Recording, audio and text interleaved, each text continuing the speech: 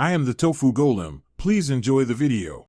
You start by confirming your Xbox controller is connected and recognized. This avoids wasted steps later. Once paired, launch Roblox and join a game that accepts controllers because some experiences block adjustments. Now open the in-game settings, use the controller's menu button, or navigate with the thumbstick to settings. This opens the controls and sensitivity options. It's where you'll make precise changes. Make sure you stay in a playable session, so changes apply immediately. Once in settings, find the camera or look sensitivity sliders under controls. These control how fast the camera responds to the right stick. You should nudge values in small increments, move by 0, 1 or 5%, so you can feel the difference without overshooting. After each tweak, exit the menu and test by turning and aiming in-game. This immediate feedback shows whether to raise or lower sensitivity.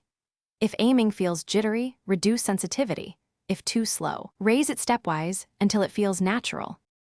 Finalize by doing a short target practice or moving through the map to ensure settings suit different scenarios.